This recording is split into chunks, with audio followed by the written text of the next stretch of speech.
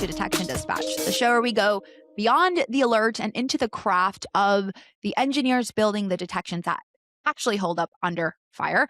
Today, we're talking about one of the most unsettling social engineering campaigns that came out of the DPRK. There's one that doesn't necessarily target your SOC per se. It targets just how shitty the job market is right now. And well, it's always been, obviously pretty competitive, but with AI impacting jobs and layoffs left and right, it's a pretty prime hot spot to aim at and exploit the anxiety and the vulnerability that a lot of folks are living through right now. And at the moment where I feel like they're the most vulnerable, mid-interview, where you're just like scrambling, trying to impress hiring managers, that's when it happens. Joining me today, Tim Peck, Director of Research at Detections.ai. He authored one of the original Dev Popper campaigns that was happening in the wild. And can you imagine that it's literally still happening in the wild as of like 2 days ago? Still happening. Yep. Literally still happening. So Tim, welcome to the show. I can't wait to talk about fake recruiters, fake home assessments. How are you? Are you watching the World Cup? Awesome. Oh, yeah, of course. That was a tragedy yesterday. I'm sure we were all watching with England, but at least for me, right? I guess it depends on the side you're on. But yeah, I'm doing great. Thank you for having me. This is something I love talking about. This is an interesting tactic because, it's like detection engineering wrapped around psychology, wrapped around threat actors, DPRK. So it's kind of like, it's a little outside of the normal malware or traditional phishing that we typically see. It's an attack chain that involves the human. So, it starts with social engineering, attacking the human versus the computer directly. Yeah, and it's not really all that technical. There's some technical components, but nothing all that super sophisticated on the technical side. Right. It starts with convincing somebody to execute malicious code on their computer. We see that a lot with ClickFix too, where you're convincing somebody to run something malicious. So it starts with the human. It's not a CVE exploit where the attackers are breaking in. It's convincing you to do something that's causing you harm. Yeah. So definitely non-tradish. Before we get into that, I always love to start with, how did you get into the space and what are you working on right now? Are you expanding the research of Dev Popper? Because I know you started that at another company.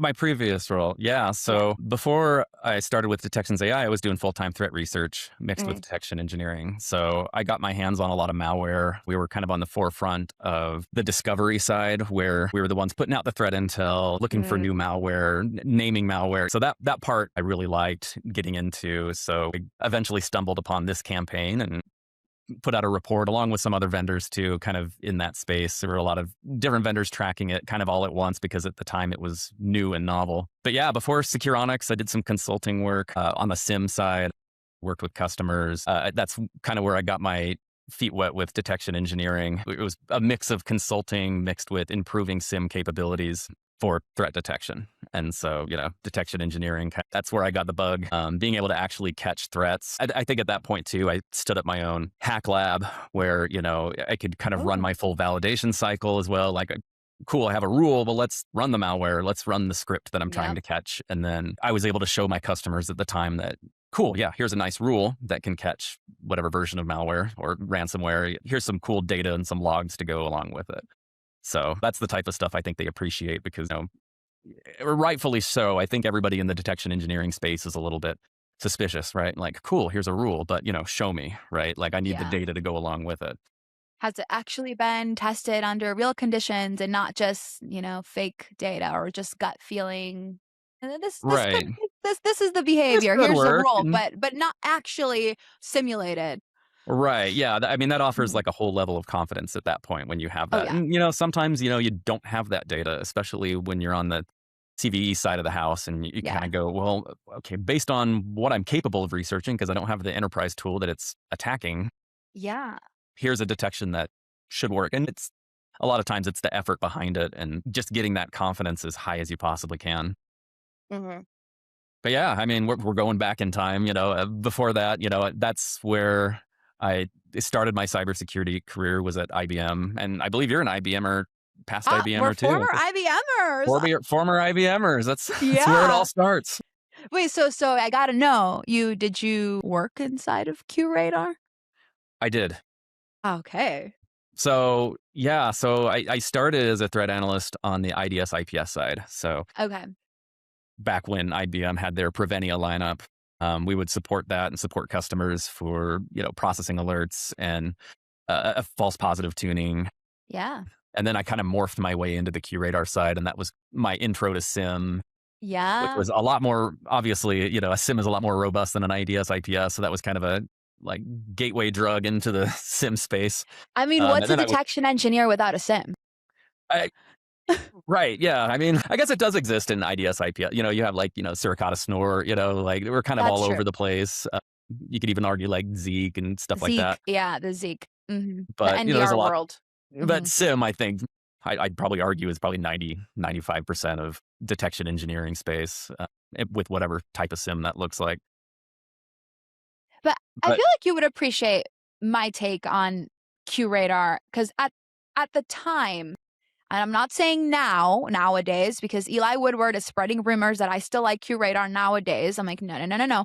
At the time, QRadar was truly the only SIM that, in a really simplified way, concatenated event traffic and net flow, and even layer 7. Like it really, and for a young professional that's trying to make sense out of these properties that if it ultimately affect your rule chaining logic, like building blocks, thinking things in building blocks is a fantastic way to do that, right?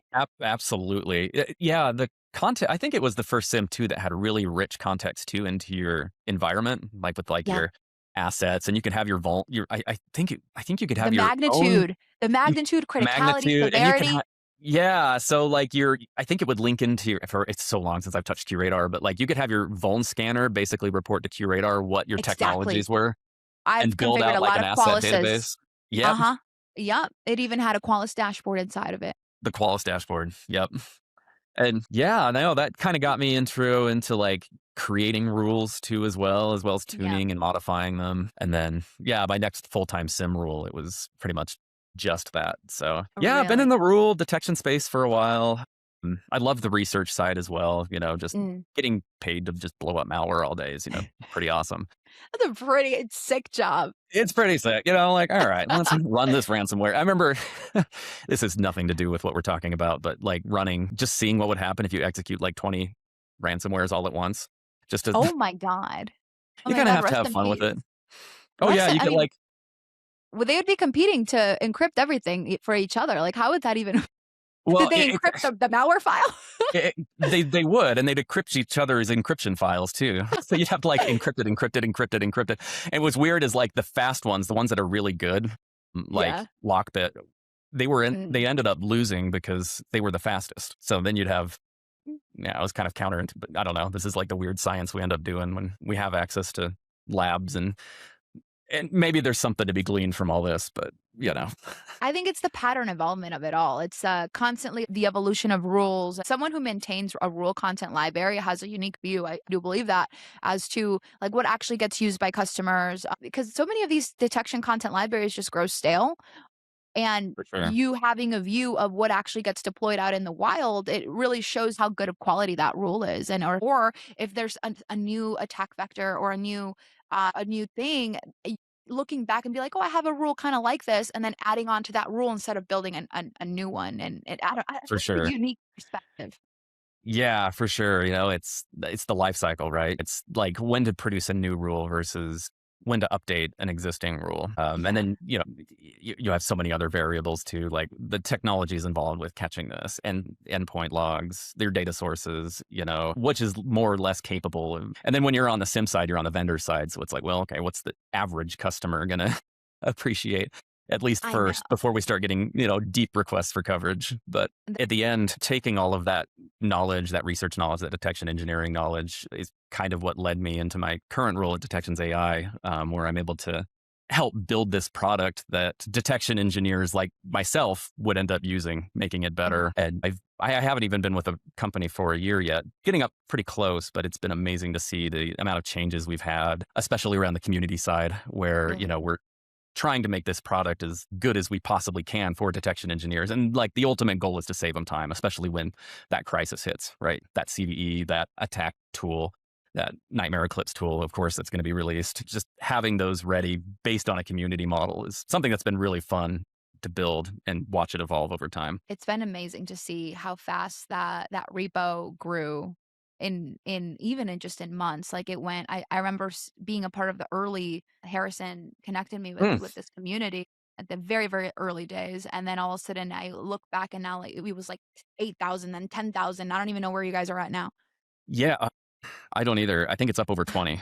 Oh shit. Oh wow. Well, Yeah, it's like at the congratulations. point where like you've crossed a threshold and it's like, well, we're not really tracking this anymore. It's just a crazy amount. But we have tons of community contributions and it's cool to see too, like when a threat does hit, like that CVE, pick your Oh, favorite, like, and then everyone everyone adding kind of their own rallies thing. together. And, Yeah, we've yeah. been putting a lot of time and effort into threat intel too, because, like detection engineering is a reactionary field, right? We're not just building detections based on theory or something that we think might be cool. We're building detections based on something that happened, Yeah. a new piece of malware or a new Yeah. technique that gets dropped, new TTP of some kind, right? So it's cool to see that whenever something happens in the industry that's semi or really groundbreaking, like the community kind of rallying together and Rallies together. There's no other way. If we can't all learn together like that, it's I hate when people gatekeep to themselves. It sucks. Like for it sure. yeah, Yeah. me and that person will not get along if they do Yep. that. Same. We're on the same. Good. We're Well, all on the blue team side, right? Like, let's help each other.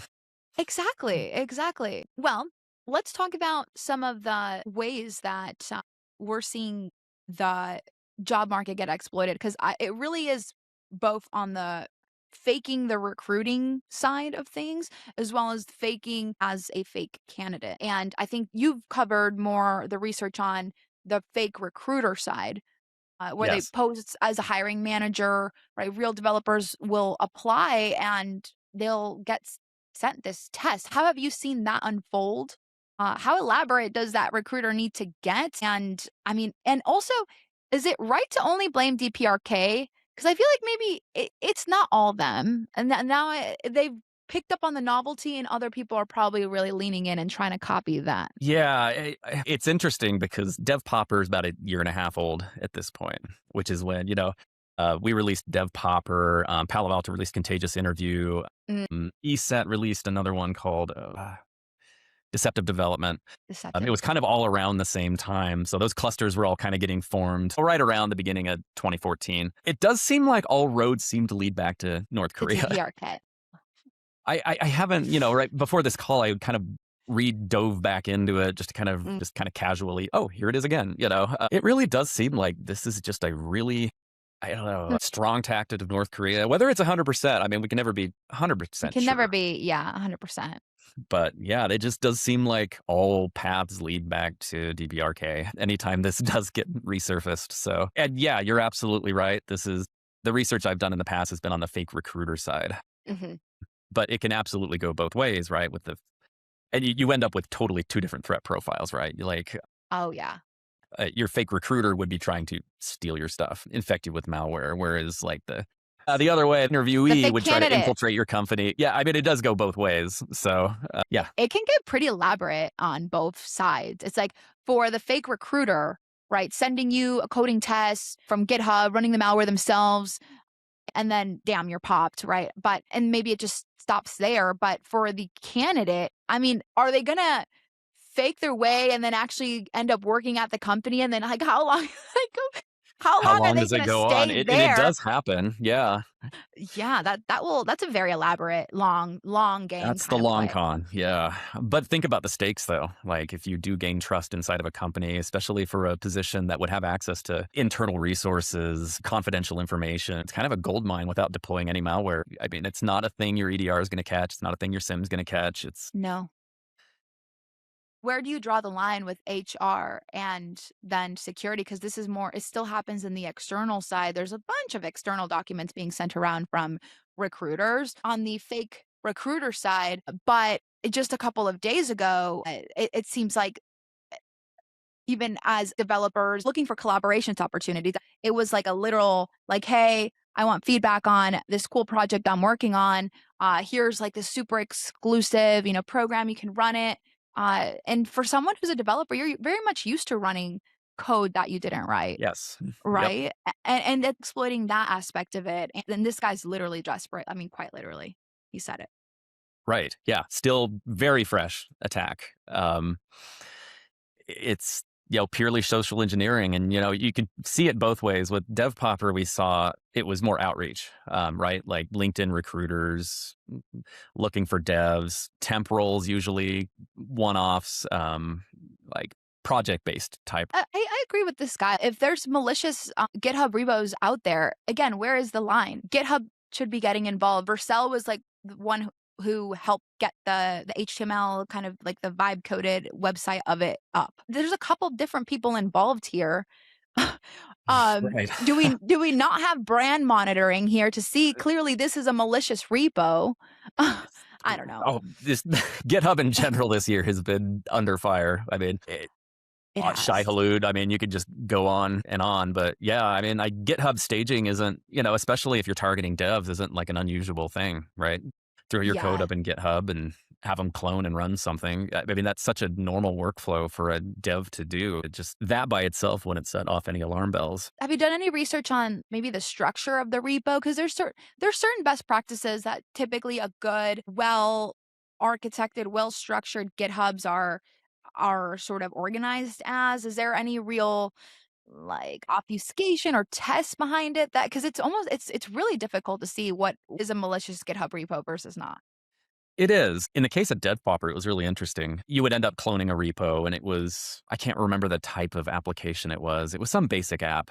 It was a Node.js app, and it would pull down multiple files, probably 50, and elaborate folder structure. And then somewhere I inside one of the see. folders, there was a file. And if you look closely too at the folders, one of those files is a lot bigger Mm, than the rest. So that could be your mm, first red flag, maybe. like 20 kilobytes, 25, 1.1 megabytes. It's I like, see. okay, that's a big little JS file. So when you open it and you scroll through it, it didn't look like there was anything out of the ordinary. But if you paid really close attention, the scroll bar at the bottom was really long. So if you scroll way over to the right, they hid all of their malicious code way out of standard view, Oh, like 2,000 characters out of frame. I guess if you had word wrap turned on, you'd probably be like, "Oh, what is that?" what's going But on here? Yeah. I I don't know what the percentage of people who use word wrap versus not word wrap, but yeah, so they hid that normally out of sight, I guess, just in case you decided to take a peek at it, and it would just increase their odds of you missing it. But A clever word wrap obfuscation. I see. right, yeah, Oh, so wow. it was all purely just obfuscated JavaScript Yeah. that would kick off the next attack chain. I think it called just the command interpreter process to download the next stage payload, and then you end up Mm. with, I think in this case, it was a Python-based rat, which we didn't have a name for, but I think it's evolved into, no, what was that? I think beaver tail. I could be Oh, wrong. No, invisible ferret. So and you these names. these names, you gotta have some kind of fun animal in there. But We I do. think Unit 42, I think, named it that. So Mm. and it's kind of appropriate. Invisible ferret. You don't see it, but it's A a ferret, ferret. a hole, a mole. It's mulling around. Yeah, Yeah. but Well, creating. on the fake candidate side, I definitely have seen this a lot where they apply to real companies, right? They use these sort of stolen and fabricated identities where that in and of itself takes kind of a bit of time, right? To build a LinkedIn profile. LinkedIn doesn't really let you obviously go back and say that this profile was created in 2011 when we were all creating them. So that it's honestly a little bit more of a telltale sign if you come in and you see a candidate and they're not verified with LinkedIn and it's a profile that was just created in 2025, that's a red flag. Why are you not using LinkedIn? Most people are doing job searching through LinkedIn nowadays, right? But these AI companies, I mean, have you seen all this funding? These new startups, especially in security, they're hiring fast and they're hiring almost like 2, 3 quick, like the rounds are quick. Like they're moving super, super fast. And I think that's the point where you can exploit. And they're And I feel like they're getting far enough where they're extracting some information, and these guys are pretty sophisticated people. Like, I think they, in order to find a good candidate to interview, they're probably also like looking for actual software engineers that can talk the talk, right? So in a way, it's like they're getting pretty far. But it's like, how far do they actually go? The tall tale signs is dream resume, like 8, 10 years of experience, but then LinkedIn profile 2025. Right. Yeah. I just decided to hop on LinkedIn, Yeah, now. Yeah. Like, I mean, since we're talking about social engineering and, attacking the human versus attacking the computer, right? Like that would be like your first line of defense, right? Like looking at the source, doing exactly what you said, taking a look at your recruiter to make sure that this wasn't a profile that was set up like 3 weeks ago, who's now all of a yeah, sudden just contacting you, who has two connections. yeah, That's not a recruiter, right? And especially you mentioned AI. With the advent of AI, it makes it a lot easier. You can just generate a billion profile pictures and just say, "Hey, build me out a recruiter description." And make it sound really nice. And it's something you could do, but AI is really good at speeding things along, right? yeah. It So is. at that point, you could create 12 dozen profiles and see how you do with, using the most effective one at that point. And then when it gets banned, inevitably, because people are reporting you for spamming malware, like you've got a whole bunch more thanks to the speed of AI. My head of ops, he swears that he has been interviewing people from North Korea or people that were definitely sketchy, said that there was like a lot of lag in between the questions, almost like an awkward amount. So it's like It's when like we're they were talking and typing in and waiting for the Ye response or yeah, probably, yeah. It was an just like awkward talking to a amount of lag. chatbot. I know, and at that point, it's like, okay, do you ask them kinda like CompTIA style, like, to share your screen? Because 'Cause you're supposed to, when you take now virtual exams, you're supposed to share your screen, you're supposed to share your space. You were talking about how you have to do all of these, like, verifications. Yeah, it's like, what now do we have to add to the checklist Right. We need to like verify? all these other human captchas, right? Yeah, we were Human CAPTCHAs? like proving that you are human by, like we were talking about before we started, like having to like run your hand in front of your face, proving that you're human by, yeah, turning around, opening your mouth, there's a whole bunch of things you could do, but which leads into, something we had talked about earlier. When you're in the thralls of being interviewed, right? And you're nervous, you're not really thinking 100%, like, would you be willing to ask the person interviewing you to prove that they're human? Or would that be considered out of line, right? Because I mean, you want the job, there's some absolute psychological pressure there. So not everyone is at their best or thinking cybersecurity is like the first thing on their mind, right? So It's true. it's tough. It's true. According to LinkedIn, the easiest way to sniff out if you have a fake North Korean candidate is ask them or say something really mean about Kim Jong Un. Nice. I like that. And when they start getting offended, maybe that's a telltale sign. Right. Yeah.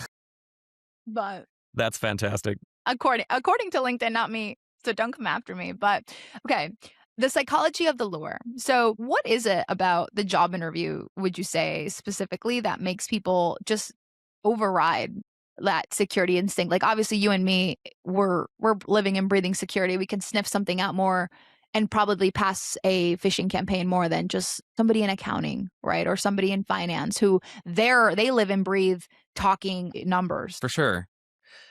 Yeah, I mean, under the right conditions, I feel like even a lot of cybersecurity people, like myself included, could probably fall for something, especially if it's new or novel. If it's really, yeah. It's tricky too when you think about like North Korea, the resources that they have available, right? This isn't like an operation where you have like a couple people with a computer, right? This is state sponsored. They Yeah. understand like the psychological pressure and how to get people to convince people to do things they wouldn't normally do. Yeah, like when you're interviewing job, I mean, we've all been there, right? It's you really want the job, you need money, Yeah. you're going to do, it's that trusted authority figure, right? Where you you'll basically do what's asked out of fear of, you know, not getting the job or something that's expected that all the other candidates who have interviewed for this have done. So I need to do this too to prove that I'm capable, right? So Yeah. it's that social engineer psychological pressure that goes on behind the scenes when you're doing a live interview. When somebody tells you, you're a dev, here's a GitHub repo, go ahead and clone it and, you know, You run don't it think and then tell anything me of what you it. see. Oh, for Yeah, sure. Yeah, let's go. I know how to run. I know how to do this. You're of proving course your I know. capabilities at this point. You're not really trying to defend yourself. So it's that whole psychological pressure. You're stressed. You're not thinking like you normally would when you're running random GitHub repos from home. You're not Yeah. vetting the code. And even if they're really good at hiding the code, it's possible that you might be looking through the code, making sure it's safe to run, but then miss it just due to how well they're able to obfuscate it and hide it from you. No, it's true. This authority versus anxiety dynamic, you've hit pretty spot on. And GitHub repos, they definitely coat all of the legitimacy possible. We're almost like trusting how legitimate GitHub is. Yeah. Oh, yeah, for sure.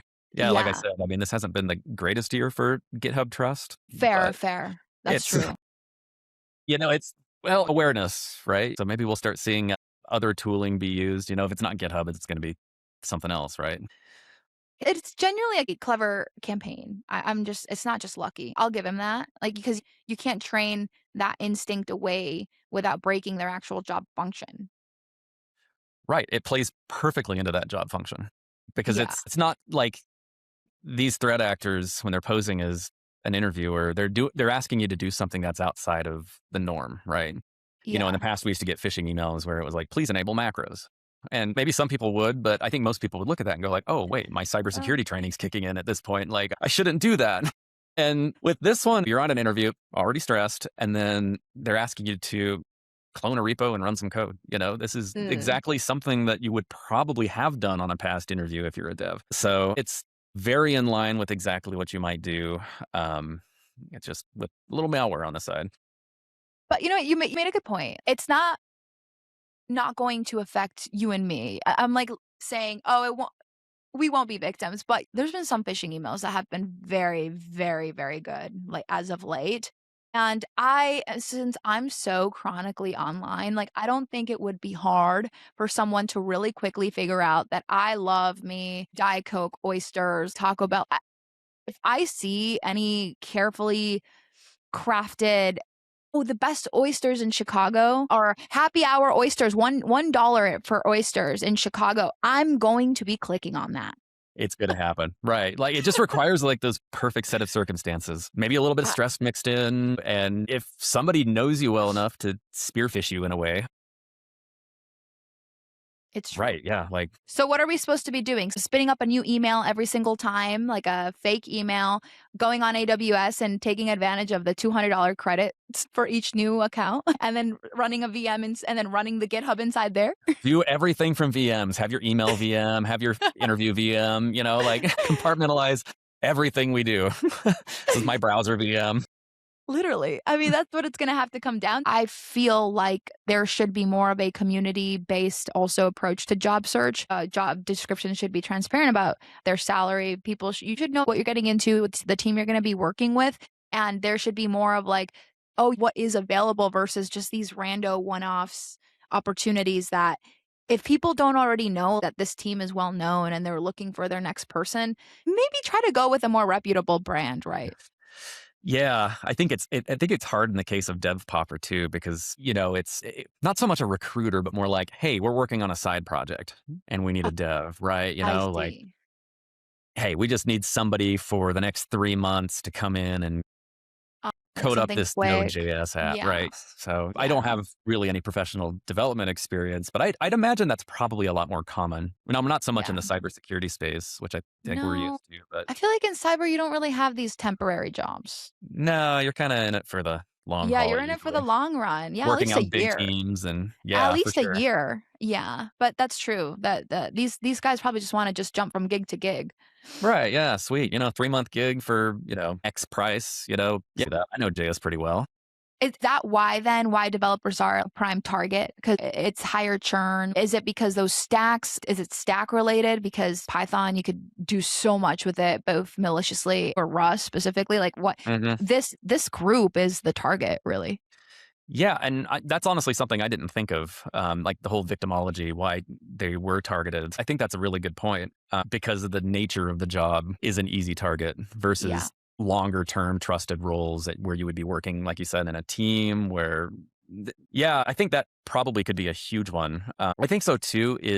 I think it's the fact that they are generally involved with systems that would be lucrative for an attacker, right? Like if you do work as a dev for a company and you decided to have an interview on your company laptop, I mean, think about what you would have access to at that point. I mean, private keys, tokens, things that For for a threat sure. actor would be a gold mine, right? And if you're not, if this is your own personal computer you were doing it from, that info stealer runs, what's it going after? Your crypto wallets, your browser data, banking information. I think there's probably a stronger overlap with people who are technically minded, like developers, and their involvement with crypto. Like in that case that Mm. you just showed, this person they stole all their crypto wallets. Now it's in crisis mode. What do we do at that point? So I think it's the overlap. And the DPRK has been hugely involved with crypto scams and crypto too. So, I mean, that's very much in line with the type of stuff that if they're going to steal, they would target. So, yeah, nature of the job, what you're involved with, what you may have access to. I think those are huge reasons why threat actors would go after developers. They're not safe. We're not safe. Just like how you and me are not safe, this guy had 8 years of experience, and he is very well aware of a lot of techniques hackers use, and they're still one step ahead. Right. Yeah. If you're that involved with crypto, you've probably done at least some due diligence around how to secure your accounts, what not to do. Crypto scams and malware targeting crypto, pretty much the whole crypto sea. There's a lot of theft. It's unrecoverable. So there's a lot of precautions that I think are baked into your head at that point. So it's likely that this individual had some basic cybersecurity knowledge and training, but yet it's just you fall for the right scam. The right buttons were pressed and Yeah. disaster Well, recovery at that point. from a detections defense perspective, is there any realistic defensive posture for, let's say, this poor developer here, the Angel? Yeah, well, I mean, the damage is done at this point. Well, yeah. It's, it's disaster recovery, securing your accounts, difficult with crypto. It's not like traditional banking where you can put holds and things like that. Yeah. But it always starts with the human. Circling back to classic social engineering. What is social engineering? You're going after the person, not the technology directly. Yeah. So obviously the first step would be awareness. Before you put yourself in a position where you could be vulnerable, make yourself aware of these scams or tell people about these scams. Yeah. If you suspect somebody you know is going in for an interview and it's like, hey, well, hey, just so you like, probably not, but Yeah, it double can't check. hurt. It can't hurt to, yeah, put it in his mind so they're more cognizant. Yep. So yeah, Mhm. it starts with the human defense. At what point you would know that you messed up? If I guess it really depends on your technology. If you go to run that Node.js script and you hit npm and all of a sudden you get that AV pop up, hopefully it's like, wow, at that point you close your laptop and kill the interview and hopefully stop something before it starts. But threat actors like the DPRK who have access to an insane amount of resources, they're very much aware of AV and EDR bypass. They're really good around sneaking around technologies, especially if they understand their victim too. So Yeah. From the, I guess, the other angle, what can we do in terms of like interviewing from work assets? I feel like probably the straight answer is probably no. You yeah, shouldn't be interviewing at other companies from your work, your current don't do company's that because yeah, laptop. that's definitely going to be a awkward conversation to have with Yeah, but HR. what if you don't have a laptop though? Like not everybody does. Right, and that's probably why it's so common, right? Yeah. It's an available piece of equipment that's got Zoom, it's got, whatever meeting Yeah. technology you have, easy to join from, it's available. I've got all of my workflow tools already ready to go. I'm prepped. This is the type of stuff I'm always doing anyways. So it's it is an easy thing to turn to because it's a nice prepped system. It's probably nicer piece of hardware than you currently have, or it's your only piece of hardware, like you said. Yeah. So I think that's probably the why, but it's definitely a very unwise thing to do because of that. Literally. And they probably would hate it as well. But when awareness does fail, because I completely agree. I think the more you talk about it, the more it becomes the norm or influence, at Mhm. least. But if someone, let's say, assume breach runs the payload, what does detection fallback then look like? And can we find it on Detections AI? We can. I mean, it depends, right? I can't give a definite answer of whether or not you or your company can because I don't know your tech stack, I don't know your data sources. And the malware that eventually executes, like, what was it I said earlier? Beavertail, yeah, Beaver tail. Yeah, those like Python-based malware. Like we do have detections for unusual process chains, like CMD being executed, or any of your command interpreters being executed from node running processes. Kind of stuff like that. Process chains are usually easy win. Mm, Rat activity. There's tons of detections like that on Detections.ai. Searching for something. I bet if you search beaver tail, you'll find a a bunch. I'm just ton. gonna say that without checking, but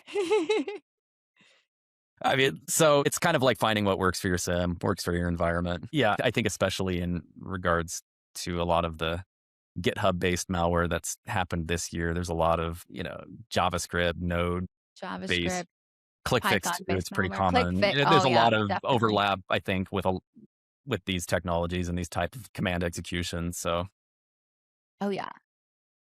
yeah, I think yeah, GitHub too. There's a lot of GitHub based activity, depending on what you're logging, that you could go straight after. But this is assuming that the person is using a work asset, which they shouldn't be. But They should having not. that They should not detection, be. having that detection is better than not. Malware may have done its thing, but dwell time exists for a reason, right? Better to know immediately versus 6 months after the fact that it happened and that employee left because he got his gig at North Korea. So Well, yeah, and on that, well, for the interview, on the interview, no, side, the awkward lag between the question, CV, like inconsistencies with the resume. If they're not really knowing exactly like what they're talking about that you're reading on the resume, I guess that can go for anyone because anyone can just say anything these days without accountability. But definitely, I just but if they're not on top of it, if they're not really fully confident, I think that's for sure. And also the response times, the emails, like, if they're responding at, like, 4 in the morning, that that's a good call. That's a good indicator. yeah, exactly, 'cause, yeah, I don't think these guys are gonna maybe change their whole sleeping schedules and and biological clock. Right. Yeah. I'd say, yeah, definitely do your due diligence before the interview even starts. And that's a great indicator. Know who your recruiter is. And I would say don't be afraid to ask the person interviewing you cybersecurity questions, doing the Oh, doing the AI checks. If anything, I think they'd appreciate your cybersecurity focused mindset if the interview ended up being legit, right? So that's true. I would That's expect it true. to go both ways. Create a bunch of, temp emails, 'cause, now there's a website that you can create temp emails and it'll delete it after 10 minutes. Oh yeah. Yeah. Yeah. Temp That's true. emails and then spin up a VM on with AWS free credits. You can spin up a VM, like a Windows server, for very, very little money. Oh yeah, especially if you're gonna use it just for an interview. Yeah, Yeah. exactly, and delete it right after. I'm Delete sure, it right like, after. you It's all you gone. will not eat up your $200 free credits Oh, you get no. with every new account. Best few bucks you ever spent. Exactly. Well, the byline is that you really can't alert your way out of this one entirely because there's some defense and depth proactive things you can do to layer it on, but you can't also fully train it away, like awareness train it away either. And I still think that a combination of all these things, with detections built around behavior, that's going to have to be the how we treat engineering work required. Yep. Yeah. Especially too until we start building detections for actual people, which might Yeah. be kind of Is dystopian. that So let's layer not do eight? it. Is layer 8 the human element, the Layer human eight. layer? Yeah. Yeah, I mean, unexpected what detections? Unexpected child processes, IDE, outbound connections from install scripts, that's top of mind, and, well, I think takes us to the end of the episode, Tim. That's, dev Awesome. popper, but also, like, now more of a modern spin on it. This one again, the blockchain developer that got popped, this one was coming from okay, not Russian, it's Ukrainian. It's going to be a matter of time. Like if somebody has success with anything in this world, people will copy, right? So if That's true. DPRK is having great luck with this campaign, it's just a matter of time before we start seeing it all over the place. Yeah, well, So it's also a good reminder that some very dangerous exploits aren't always necessarily technically sophisticated. So, definitely be cognizant of your hiring process and the payloads, obviously, that come from that. Tim, thank you so much for walking us through both of those mechanics and the mindset behind that one. To you're our welcome. listeners, if you're a detection engineer, please take this one as a prompt. Go check whether your environment could actually catch some of these patterns. Keep building, keep testing, and keep engineering. Thank you for tuning into Dispatch. We'll see you next time.